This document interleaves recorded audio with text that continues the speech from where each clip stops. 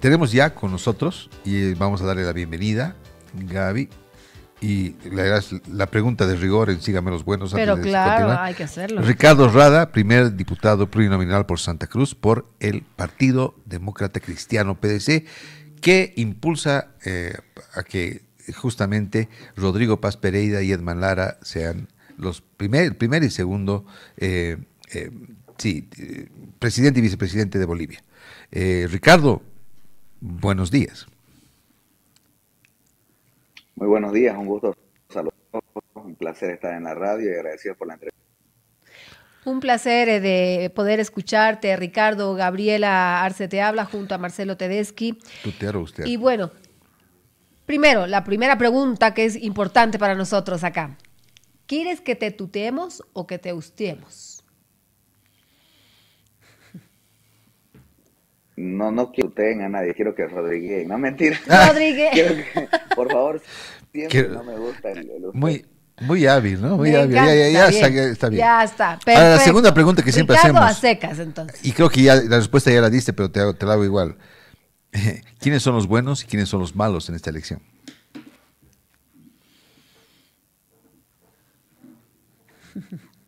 Que se pare el proceso electoral y que quieren imponer ideas por la fuerza y no quieren que se desarrolle la elección. Y los buenos somos los que estamos en el proceso electoral compitiendo limpiamente, sanamente y bueno, queremos darle mejores días al país.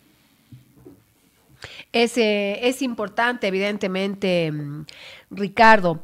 Ahora, quisiera que nos expliques en facilito, que es algo que nos caracteriza a nosotros acá en Sígame los Buenos, porque tenemos una audiencia de todo tipo, pero especialmente hay jóvenes, muchos jóvenes que nos están escuchando y que muchas veces no están muy bien informados políticamente hablando, o no entienden algunos términos o no saben exactamente de qué se trata. Diputado plurinominal, primer diputado plurinominal. ¿Qué hace un diputado? Candidatos. Claro. ¿Qué hace un diputado? ¿Cuál es el trabajo en sí La que labor del tiene diputado. que hacer? ¿Cuál es la labor? Sí.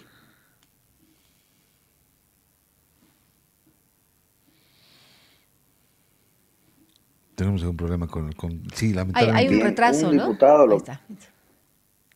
Ahora tenemos sí. un pequeño delay, ¿no? Sí, hay un Sí, delay. exacto. Adelante. Un diputado lo que hace es legislar y fiscalizar, ¿no? El diputado se encarga de ver la normativa legal, ver las leyes que propone el Ejecutivo, que tan viables son. También fiscaliza que se haga su estricto cumplimiento, ¿no? Entonces, generalmente hay una iniciativa ejecutiva que pasa por el Legislativo y ahí es donde los diputados sociabilizan estas medidas que se quieren implementar en el país con sociedad y de acuerdo a la hacen cambios, modificaciones, derogan leyes para implementar unas nuevas. Entonces es fundamental el rol que hace un diputado desde la Asamblea Legislativa y en realidad todo el órgano legislativo. Estamos con Ricardo Rada, candidato a primer diputado plurinominal de Santa Cruz por PDC, que postula a Rodrigo Paz Pereira a la presidencia del Estado Plurinacional. Ricardo, queríamos preguntarte cómo ves tú, primero, ¿cómo ha sido el clic con Rodrigo? ¿Cómo ha sido tu llegada? ¿No? Veo que eres un hombre joven. ¿Cómo ha sido, digamos, el ingreso a la arena política? Es la primera vez que estás. Déjanos conocerte, porque este sector se llama Conociendo al Candidato. Entonces deja que la gente un poco te conozca, como candidato cruceño. Bueno, tengo 34 años. Hace 8 años que empecé en el activismo en las plataformas 21F. Tuvimos una marcha que hicimos desde Conani hasta La Paz, un grupo de jóvenes, de activistas. En su momento, por persecución del gobierno del MAS, estuve preso un mes en Palmasola. Y bueno, no, en ese tiempo de reflexión profunda, tras las altas paredes de más de 3 metros, reflexioné de qué hacía falta para cambiar el país, para llegar porque mientras no se llegue al gobierno vamos a seguir siendo activistas. Hay que entrar a la política. Hay que intentar por todos los medios cambiar lo mal que hace la política y tratar de dirigir a nuestro país por otro rumbo. Y desde esa perspectiva encontré con Rodrigo un hombre que trabaja, un hombre que toma en serio a la patria, al futuro de Bolivia. No es un hombre que se acuerda 6 meses antes de que quiere entrar a una elección, no es un hombre que se baja de la torre más alta y más lujosa o del avión privado y dice, bueno, ahora sí voy a poner toda la plata para ganarme y comprarme una elección. Yo creo que eso es lo que no estamos viendo todavía los bolivianos, y eso en su momento yo lo vi hace más de 3 años que empecé a trabajar con Rodrigo, cuando dije se necesita esfuerzo. Los bolivianos tenemos eso, ¿no? Salimos, madrugamos para sacarnos la mugre con sueldo a nuestros hijos, para llevar alimento. Entonces hay ese código que todavía no se comprende, ¿no? El boliviano vota por la persona que siente que le está poniendo las ganas y el esfuerzo, ¿no? Yo hago la reflexión, si tuviéramos un 100 nos damos en alguna universidad, en el colegio, nosotros le regalaríamos 50 al que no hizo nada, al que no viene a clases. No, no. Nosotros valoramos esfuerzo y yo lo valoré eso. Por eso estoy trabajando con Rodrigo Lara. Excelente. Ricardo, preso en Palmasola, ¿por qué? A ver, coméntanos un poquito por qué estuviste privado de libertad. ¿Qué fue lo que pasó? Nosotros, cuando lo habilitan a Evo Morales para la elección en la que termina haciendo fraude, lo habilitan de igual manera, llegamos acá a Santa Cruz y se hace una marcha universitaria. Entonces nosotros salimos como activistas en esa marcha y ahí es donde Romero sale con un organigrama identificando activistas, nexos, la típica que hacían ellos, ¿no? Entonces nos detienen a varios activistas acá en Santa Cruz y, como le digo, estuvimos más de 8 activistas recluidos por la marcha que deriva en la quema de la Corte Electoral acá en Santa Cruz. No podemos dejar pasar este momento para que nos cuentes un poco más. Lo que dice Gaby es importante. ¿Cómo fue esa experiencia en la cárcel? ¿Cómo fue vivir en Palmasola, en el ámbito humano, en el ámbito como persona? ¿Cómo te ha tocado? Claro. ¿Cuál fue la enseñanza, claro, que te dejó? Y además, ¿no?, la ¿no?, experiencia, ¿no? Claro, por supuesto. Podemos hablar de eso, ¿no? Sí, mira, yo creo, claro, adelante, porque más que uno, al final de cuentas, joven, digamos, se las aguanta porque estás ahí y ya, ¿qué queda?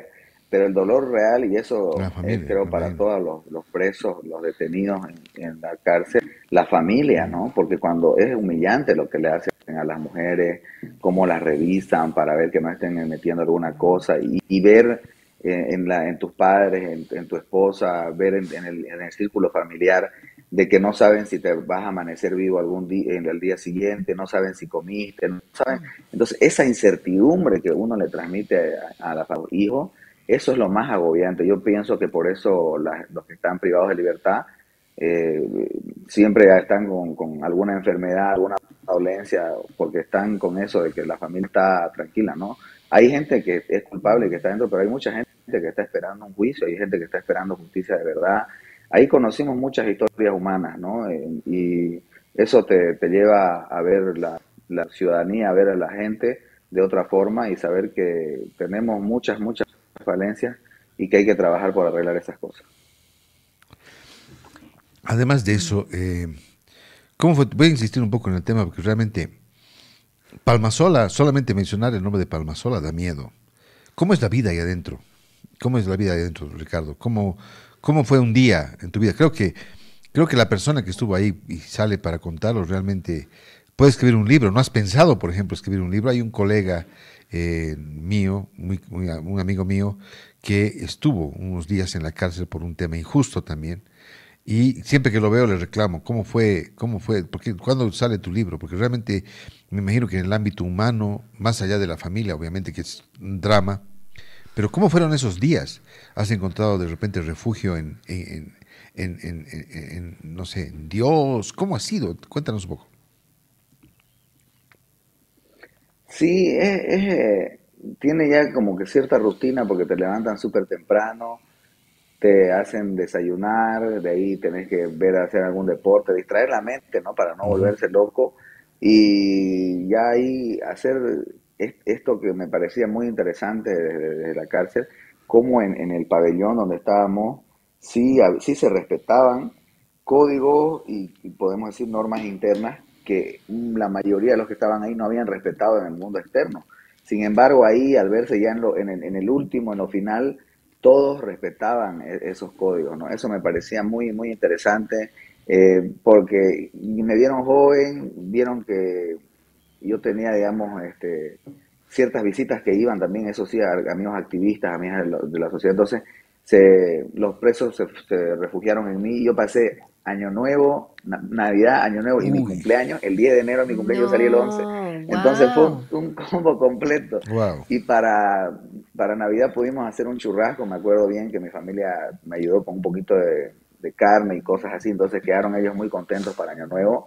Ver eso, ¿no? Como hay presos de que por robar una garrafa, por cuestiones chicas, están ahí, la familia se va olvidando, cómo hacen un sistema de subsistencia, cosas interesantísimas. Por ejemplo, sabemos que en la cárcel no debería haber, pero hay cosas que hay. Una botellita de alcohol como para mojar la coca que se ve en la calle, en 5 o 10 pesos, allá vale 90 bolivianos. Y No, el crédito wow. de teléfono, que vos compras una tarjeta en 100 para 100 bolivianos de crédito, en la cárcel vale 80. ¿Por qué? Porque la mayoría hacen estas estafas, ¿no?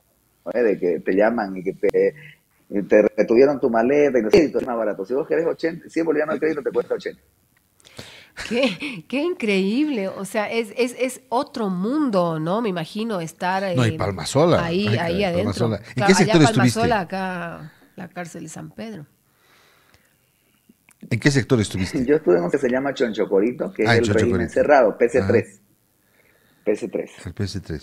Claro. Y claro, hay que ver mucho, me imagino, que ahí se dan cuenta cuando ya está, una vez que estás ahí adentro, privado de libertad, ver la parte humana, ¿no? De las personas, experiencias de vida diferentes, distintas, conocerse con gente que realmente uno no piensa, me imagino, Has debido dejar amigos, ¿no? Me imagino. y claro, y dependiendo, digamos, de la situación que hayan podido pasar, cada uno de ellos, pues, que sabemos que la justicia acá en Bolivia es bastante delicada y es bastante compleja, pero bueno, el estar allá, yo creo que de alguna u otra manera, Ricardo, te fortalece porque toda experiencia de vida siempre es una enseñanza, ¿no?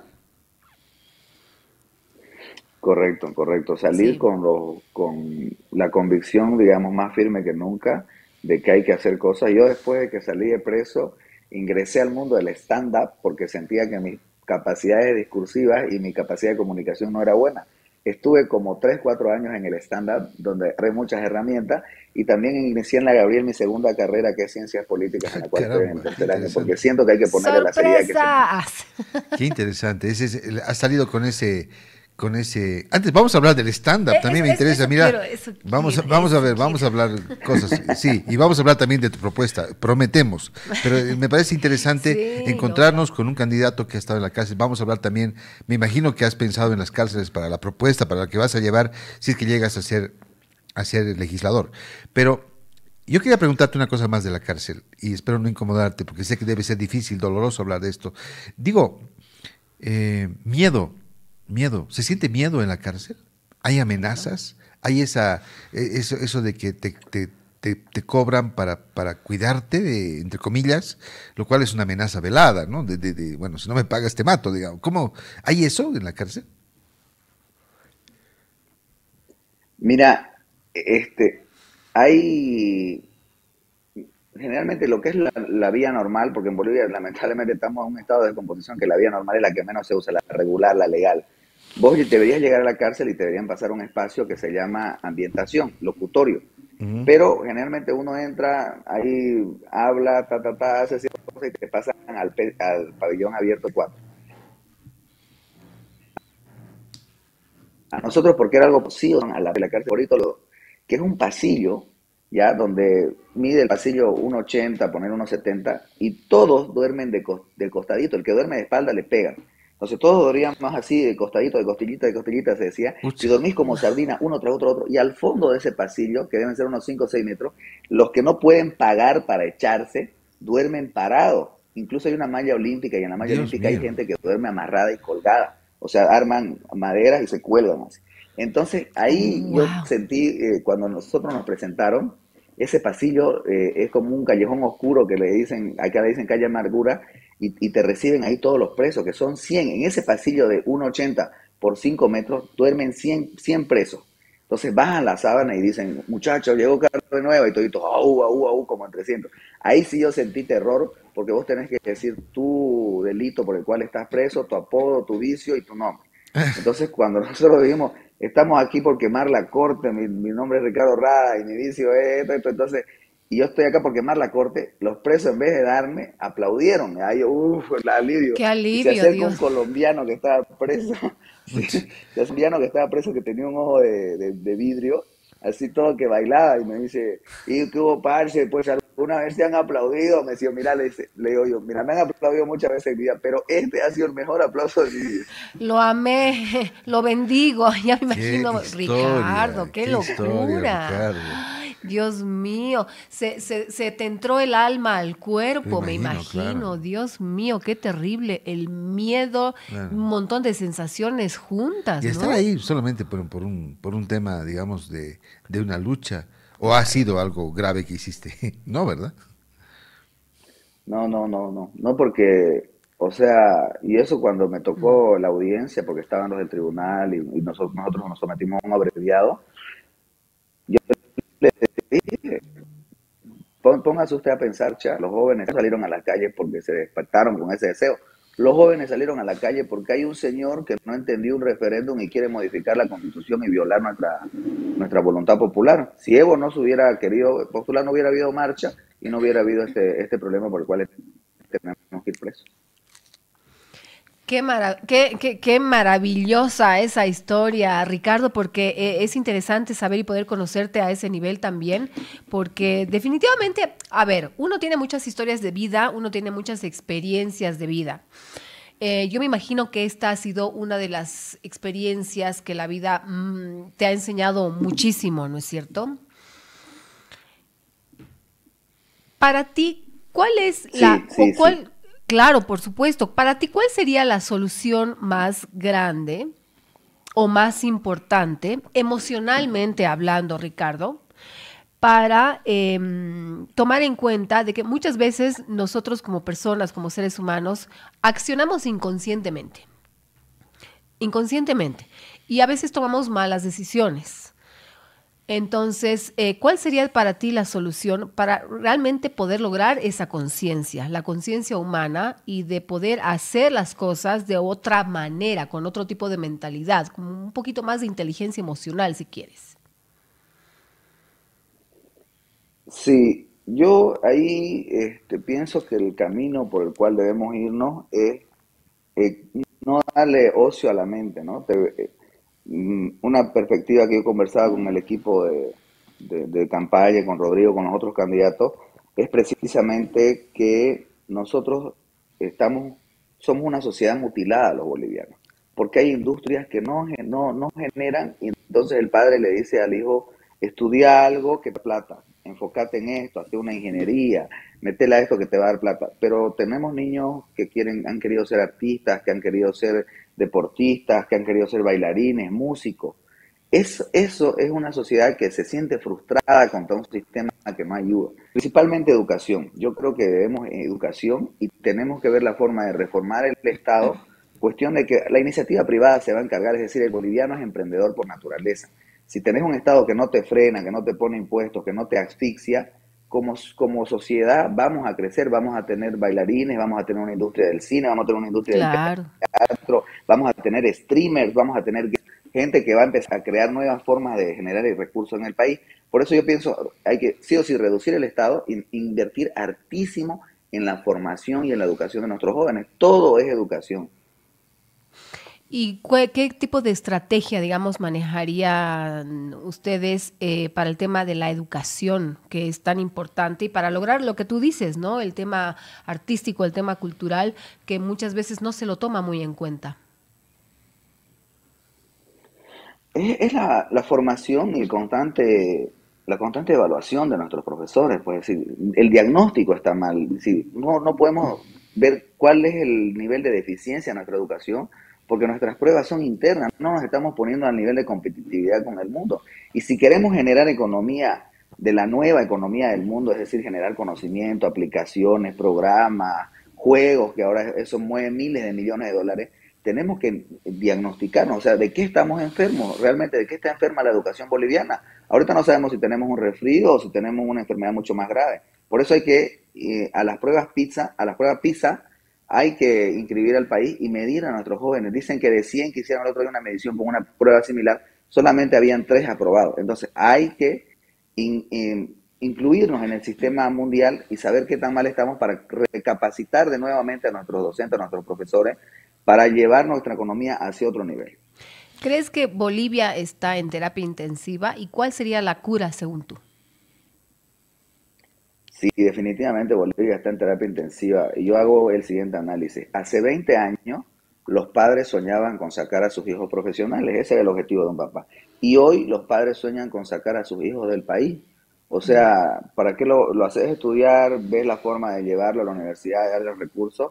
Y cuando acordás le estás diciendo, hijo, anda nomás allá a España a buscar de cuidar a un ancianito o de trabajar de mesero, a Estados Unidos, Argentina, a ser costurero en un galpón. Entonces, es terrible lo que ha sucedido durante estos 20 años, porque el boliviano sobre todo ha perdido la esperanza y eso es gravísimo.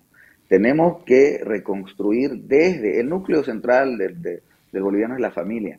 Desde la familia nuestros valores se han ido perdiendo, entonces tenemos que reconstruir y tiene que ser una señal clara. La economía es una ciencia social y eso se maneja también con sentimiento. El ciudadano tiene su plata y la va y la pone al banco, tiene su dólar, va y lo trae a Bolivia, si confía en el sistema y si confía también en el liderazgo que está en un país. Entonces, yo creo que tenemos que ser en esa parte, modificar desde la valoración que nos damos como bolivianos. Hoy estamos muy venidos a menos.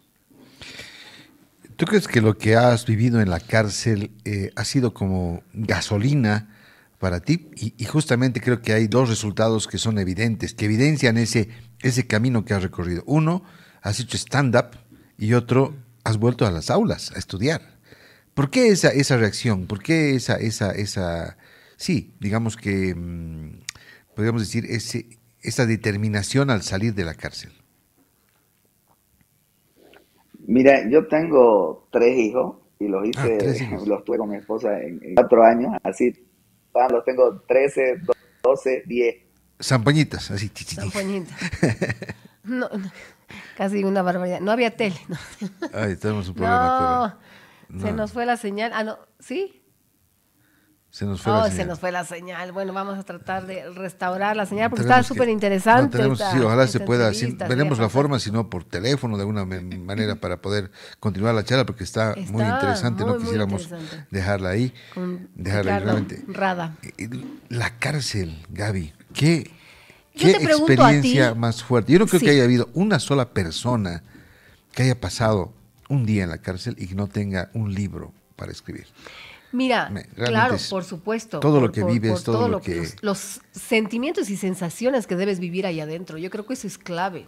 Por Totalmente. la palabra principal, el miedo. Ahí está, listo, qué maravilla. Qué Ricardo, bueno. volvimos. Estábamos hablando sobre, le decía a Gaby que realmente es muy fuerte lo que nos has contado con relación a, qué lamentable, sería bueno tenerte por acá, sé que estás haciendo campaña en Santa Cruz, ojalá que algún día puedas venir para tener una charla, Sí, acá una charla, tomando un de un delicioso cafecito. cafecito. Pero bueno, veamos, ojalá que la señal nos juegue una buena pasada, Sí, sí. podamos seguir con esta conversación. Te decía, ¿cómo ha sido el tema este de la gasolina que has encontrado al salir o que has generado en momentos tan difíciles? Me animaría a decir, han debido ser los momentos más duros de tu vida. Puedo creer que así ha sido y es entendible para generar luego lo que ha sido el stand-up y volver a las aulas. Eso es lo que estaba diciendo. Sí, sí, sí. Me tomé las cosas en serio porque pensé, digamos, en ese momento de ese análisis, dije, no puedes buscar llegar a un espacio, aspirar a algo, si no tenés la formación necesaria.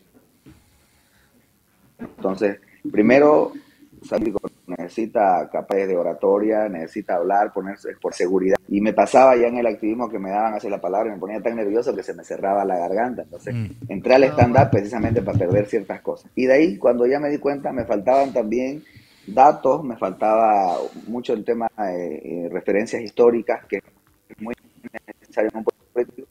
Entonces, volví, me inscribí a la política y lo que claro, lo del estar preso me hizo reflexionar cuál es el camino para cambiar el país, que yo siendo en la política la herramienta para lograr cambios grandes y la gasolina siempre fueron mis hijos. Estos tres que te digo, que yo cuando ya terminé, tuve los tres, agarré y tomé la decisión de hacerme la mía, porque ya no quiero más, son ellos tres. Pero si yo voy a invertir todo mi esfuerzo como padre, que la mayoría de los bolivianos lo hacemos, damos todo por nuestros hijos y los criamos como para que naden en el océano libremente. Bolivia es no podés, es un agua, es una ciénaga, y eso no se puede dar. Entonces tenemos que cambiar de donde van a crecer nuestros hijos. Bien, veamos un poco entonces, ¿cuál sería, un poquito contarnos, stand-up, cómo fue esto? ¿Qué hiciste con relación a esto específicamente? Y si puedes mostrarnos algún ejemplo tuve también. varios shows. Yo yo nací en lo más oriente del oriente. Mi padre era militar y ahí en lo más oriente del oriente significa Puerto Suárez. O sea, yo nací en la Puerto frontera Suárez. con el Brasil. Ajá. Es decir, soy boliviano, pero me autopercibo brasilero. Muy bien, muy bien. Y a mis años me secuestró el centralismo, es lo que yo digo, me secuestró el centralismo porque me llevaron a La Paz contra mi voluntad. Mi padre era militar y estudié en La Paz 10 años. Es más, uno de mis platos favoritos es el timpu. Me Ay, encanta La Paz. mira, qué Mi, rico. mi abuelo, vivíamos en Alto Braje y mi abuelo, tranquilo ustedes, que una lluvia fuerte y somos de la zona sur. Una lluvia fuerte, claro, me imagino. Buenísimo. Y a ver, algún pequeño ejemplo No, pues de eso lo lo has dicho, pero que básicamente, ¿dónde trabajaste? ¿Cómo hiciste el stand-up? ¿No? Básicamente eso. es, Sí. por eso es lo que quiero saber. Quiero verlo en cancha también. Y está hablado, ahorita he hecho un Eh, stand-up mínimo. hice, hice, hice unos talleres que ahí que estaban.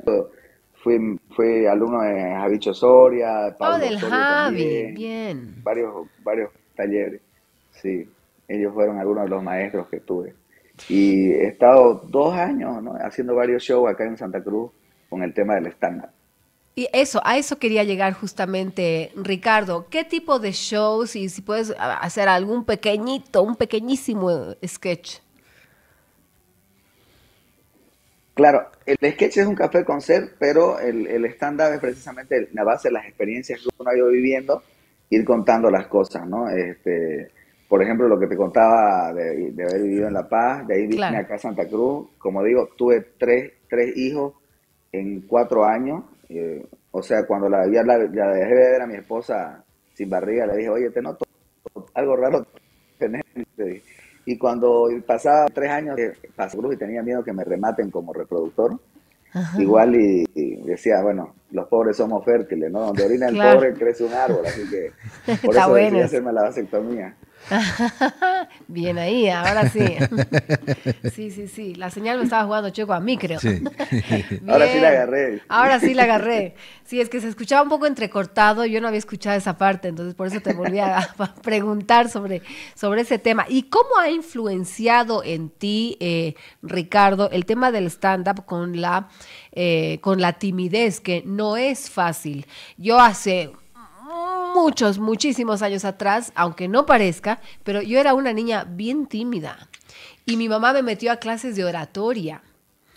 Entonces, bueno, no sé, creo que me ayudó bastante, pero de alguna u otra manera yo me refugié en el micrófono y en las cámaras o en los escenarios, por ejemplo, en las luces, en las tablas, que realmente ahí yo me transformo y chao Gabriela Arce, ¿no? Y empiezo, creo, con mi alter ego. Eso es una cuestión muy, muy personal. En tu caso, ¿cómo ha influenciado todo esto? Eso, yo siento de que nunca fui tímido, la verdad, voy a ser sincero, nunca. O sea, siempre era hablador, charlatán. Pero sí me pasaba este fenómeno que cuando veía cámara o cuando era una multitud me ahogaba yo Se te siento secaba la que el stand-up, garganta y tal. ajá, se me acercaba, cambiaba más mi voz, se ponía más aguda, uy, renegaba. Yo miraba mis videos y decía, por Dios, qué mal lo hago. Entonces, el stand-up me ayudó precisamente a perder eso, ¿no? Me ayudó a que perdas un poco el temor al ridículo. Más bien, si Ah, eso. pasa algo, el stand-up tiene una regla que tenés que hablar del elefante en la habitación. Dice. Entonces, si digamos ahorita por X me caigo en la cabeza, tengo que hablar de ese hecho, igual si Claro. estás en un discurso, ¿no? No, si suena un cohete, cae un pedazo de techo, cualquier cosa, vos tenés que decir eso y bueno, eso son elementos. Yo le recomiendo a la gente como tu mamá, que hace años, Gaby, tiene su hijo que está con cierta timidez, yo siento que un poquito más útil que la oratoria, el stand-up te hace perder, subir a las tablas, subir al escenario y tener una seguridad grande, ¿no? Incluso tirarte un chiste que cuando la gente se ríe uno se descontrae. Sí, eso me pasó justamente anoche. Lo que pasa es que yo, claro, no sé, de niña de alguna manera, no sé por qué tenía esa pequeña timidez, pero en realidad no era la yo real.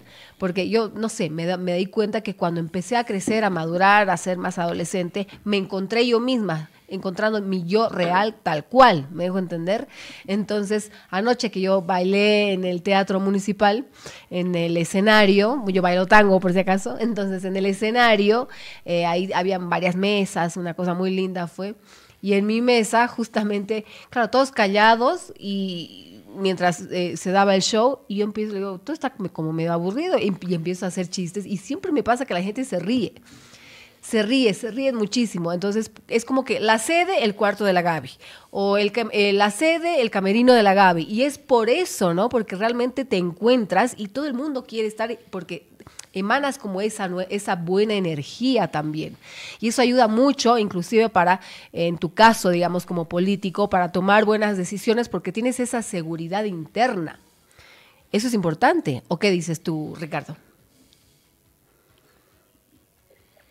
Sí, sí, coincido, ¿no? Son como, el humor es el campo magnético de estas personas que son en cierta forma donde se atrae, digamos, ¿no? Y uno trata de rodearse siempre de las mejores personas y creo que cuando ya hay risas de por medio, hay una cuestión de humor, de confianza, vas entablando otra serie de relación con estas personas, ¿no? Y me gusta mucho en el arte, he encontrado también, me tocó hacer teatro igual en alguna oportunidad, y he encontrado gente, como te digo, que expresa mucho lo que hablábamos de la inteligencia emocional, se expresa mucho a través de estos medios y eso hay que potenciarlo, hay que trabajarlo, pero yo me siento muy feliz de haber encontrado a esta gente que se acerca, que se apega, que conversa con uno y en la política evidentemente me sirve porque yo siempre trato de ser lo más auténtico posible y ven eso en uno, ¿no? De que uno no está mintiendo y las cosas que uno tiene que largar las largas nomás y después ya dice, bueno,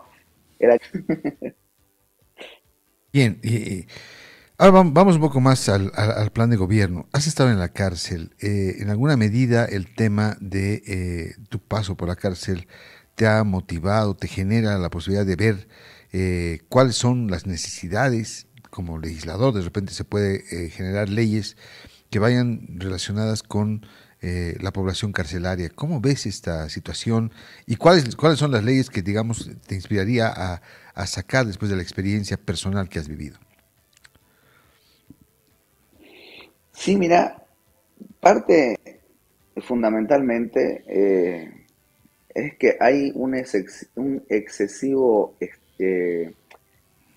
un excesivo crecimiento del Estado durante estos años. Todo lo ve el gobierno. Yo creo que eso debemos eh, reducirlo, como sea, porque al tener instituciones fuertes, y la principal es la justicia, ¿no? Entonces, es que darle a la justicia garantías, es decir, ponerle un presupuesto, ponerte un 5% del presupuesto general de la nación ya está destinado al Poder Judicial y no tiene que venir cada año, hermano, donde lo manipulas como te da la gana, que es lo que tenemos hoy.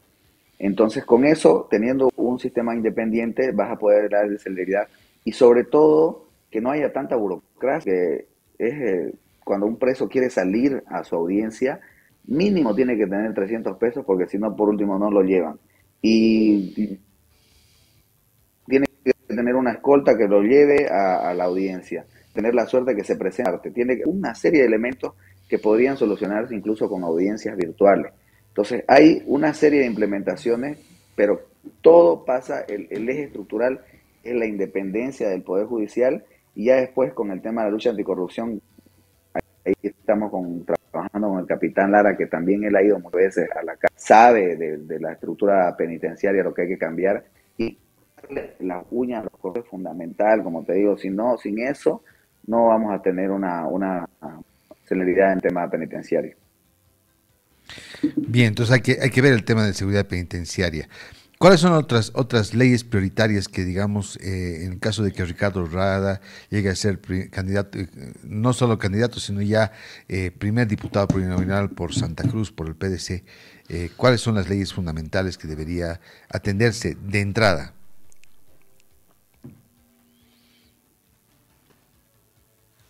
Sí, mejorar, tenemos lo urgente y lo importante. Dentro de lo urgente tenemos que mejorar, reducir, como te digo, el Estado, pero mejorar ciertos mecanismos de control. Lo que tenemos, por ejemplo, el blockchain, para que ya sea un proceso transparente, nunca se sepa.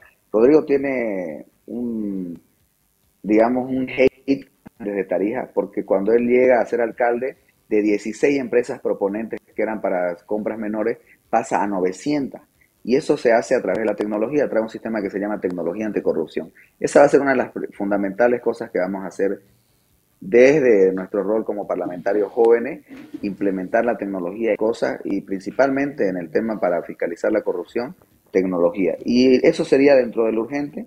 Y dentro de lo importante, los tres ejes en los que yo me voy a centrar a corto plazo va a ser Internet del país, ahorita hasta para negocios, para esta conferencia que tenemos ciertos cortes, mira vos cómo no Internet. Entonces tirar una banda ancha también por el otro lado del país para que mejor servicio a cielos abiertos para que puedas tener internet satelital, porque tienes que registrarte como cuando a otro país si quieres estar libre. Después, a mediano plazo, el tema de la educación, que me gustaría mucho copiar el sistema de otros países que han introducido la lucha contra la corrupción desde los cuentitos infantiles, cómo van viendo estas cosas que se han perdido en nuestra sociedad y en nuestra familia, para que sepan que está mal. Porque ahorita el boliviano, uy, ¿sabes qué? El trámite tarda 10 días, pero yo pagué y lo saqué. Ay, qué bien, qué capo. Hay que cambiar eso de la mentalidad de nuestros niños. Entonces, a corto plazo, eso es el tema de lo que... Y a largo plazo, mucho que al Qué lamentable la señal, ¿no? 5 años, nuestros jóvenes estén recibiendo en educación escolar e incluso en monetaria para hacer inteligencia en ingeniería, ya está en el mundo una profesión para saber manejar la IA, y eso también deberíamos tener. Esos serían los que movería. Perfecto. Bueno, y finalmente, ¿cómo ves? ¿Qué mensaje le das a la juventud para que voten por ustedes, voten por ti en este proceso que se viene? Yo le doy el mensaje a la juventud de que soy un ejemplo de la apertura que ha tenido Rodrigo. Yo los invito a que revisen las otras listas. La mayoría de los candidatos de las otras listas, de los candidatos tradicionales, eso que ustedes en sus abuelos jóvenes y sus abuelos ya estando porque vuelven a aparecer en la lista. Siempre mismo. Y quienes los asesores de son más mayores todavía. Y esos se han puesto en las listas, quieren seguir en la ruleta. Rodrigo tiene la virtud, y me siento orgulloso de decirlo, he sido tomado en cuenta como uno de los coordinadores centrales acá en Santa Cruz. Cuando yo entré al proyecto, sí, había gente mayor, me decían, ay, ustedes son del sector de los jóvenes. Yo respondía, y ustedes del sector de la tercera edad. El joven no es un sector, el joven no es un segmento, el joven está definiendo el futuro de este país y está definiendo el presente, sobre todo en la lista acá de Rodrigo y del capitán Lara. Somos la renovación. No se dejen jóvenes y no se vayan, aguanten un poco más, confíen en nuestro programa, vamos a seguir siendo rebeldes, vamos a seguir siendo rebeldes, porque estamos entrando, como les digo, para limpiar este país y para que podamos convivir y tener esperanza de que podemos cambiar las cosas y que podemos tener un emprendimiento, una empresa que funcione. Ricardo, hay una persona que escribe para ti, que ella es Gilda Céspedes Quevedo, que dice lo siguiente: Ricardo Paz es un gran representante cruceño, querendón de su tierra y un hombre que sabe de las necesidades de la patria, dice. Bueno, hay gente que te apoya y hay gente que definitivamente sabe cuando uno tiene esa bonita energía, esa bonita manera de comunicarse con el resto de las personas. Creo que eso es sumamente importante. ¿Qué es Bolivia para ti? Bolivia es el Bolivia es todo, o sea, toda nuestra convivencia diaria. Bolivia nos da muchas cosas. Bolivia nos permite sonreír, nos da toques de alegría, y todo lo malo generalmente queremos asociarlo a la patria, Bolivia, ¿no? Y no, yo creo que Bolivia es algo noble, algo profundo, ver a nuestros hijos alcanzar un logro, ver a nuestros hijos cuando manejan bici, ahí vos estás viendo que Bolivia en sí, más allá del territorio, somos nosotros, ¿no? Los bolivianos. Es Bolivia un grito de esperanza, ¿no? Bolivia es un grito de auxilio, quiere que le devolvamos un poco de lo mucho que nos ha dado, ¿no? Yo vivo en una casa en alquiler, tengo una movilidad a la cual pago mi crédito, pero siempre soy muy agradecido con lo que nos da, porque es eso que yo tengo, que parece poco, para algunos puede parecer, ¿no? Pero ya tengo una seguridad, tengo un techo, tengo la garantía y la felicidad de poder llegar a mis hijos y abrazarlos en la noche después de un día exhausto. Y eso para mí es Bolivia. Y creo que nos vienen las trabas, que llegues y pilles tu medidor con la luz cortada, que no te alcance para llegar a fin de mes. Eso no es Bolivia, eso es el Estado. Entonces los bolivianos más que nunca tenemos que separar esto. Bolivia es todo lo positivo que nos puede pasar y el Estado tranca es lo que han dominado estos señores durante 20 años, que nos pone trabas todo el tiempo para los bolivianos. Hemos hablado con Ricardo Rada, candidato a primer diputado plurinominal por Santa Cruz, con la alianza PDC, Partido Demócrata Cristiano, por Partido PDC. Ricardo, muchas gracias por estar con nosotros. Esperemos, sí, lamentamos mucho, lamentablemente un poco la señal nos ha jugado una mala pasada en esta entrevista, que hubiera que sea más amplia y más clara principalmente, pero bueno, cuando vengas por La Paz te invitamos para que tomes un cafecito con nosotros y hablemos mucho más profundamente. Un gusto y gracias. Ahí está, ya no puedo. Gracias por el espacio. Como les digo, a los jóvenes no pierdan la esperanza. Listo, gracias. Gracias, Ricardo. Que tengas un buen día. 9 de la mañana con 52. Vámonos a un corte, por favor.